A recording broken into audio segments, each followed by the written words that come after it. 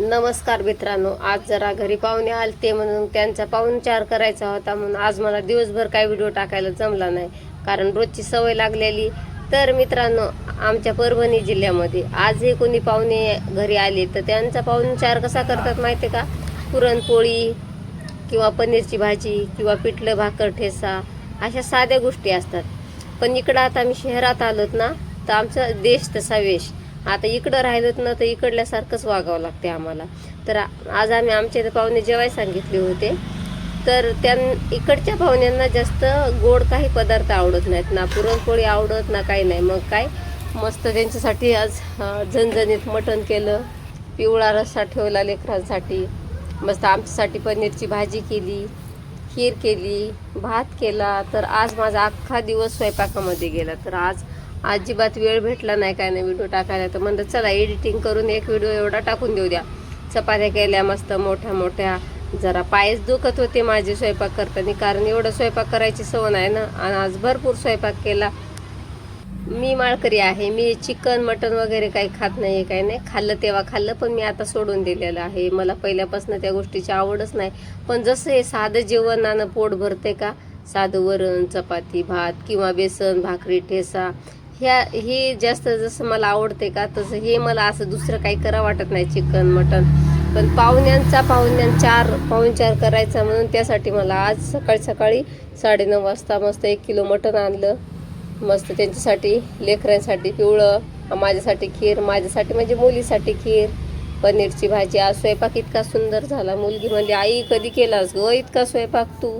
आज पटपट पटपट आवरलं सकाळी, कारण माझा नातू पण येणार होता ना आज. मुली आल्या 2, नातू आला. मुलीनं मस्त मला साडी आणली. मस्त आम्ही एक छोटासा व्हिडिओ काढला. बघा मी खीर केली, कशी छान आली ना खीर. मस्त भाजी, चिकन पनीर. माझ्या नातवाला पनीरची भाजी खूप आवडली. चिकनची भाजी पण भारी झाली. ते धोंड्याचा महिना असल्यामुळं आईला साडी घ्यायची पद्धत आहे ना, तसं तर आम्ही पण घेतले त्यांना कपडे. पण माझ्या दोन्ही मुलींना मला साड्या आणल्या, नेसवल्या, एक व्हिडिओ बनवला त्याचा. तर त्यांना सुद्धा वाटतंय आई चला व्हिडिओ बनवती तर आईला थोडीशी मदत करूया, म्हणून त्यांनी आज माझे व्हिडिओ काढले, फोटो काढले. मस्त वाटला. आणि 6 वाजल्याच्या नंतर मोठी मुलगी गेली. मग म्हणलं थोडंसं रिलॅक्स झाले, आमचं बाळ आता झोपलं. म्हणलं आता थोडंसं रिलॅक्स झाले, तर चला म्हणलं आवरूयात. आता रात्रीचे 10 वाजले. बसले एडिटिंग करत, कारण दिवसभर मला वेळच भेटला नाही ना. बघा माझ्या चपात्या किती मोठ्या मोठ्या आहेत ना. छोट्या छोट्या म्हणलं कधी करत बसू, एवढ्या मोठ्या करायच्या, म्हणून मी आज मोठ्या मोठ्या चपात्या केल्या. कारण रोज 5-6 करायची सवय, आज जरा जास्त केल्या, थोडा जास्त उशीर लागन म्हणून मी आज मोठ्या मोठ्या केल्या. कारण माझी टाच दुखती ना, लय वेळ उभं राहू शकत नाही मी.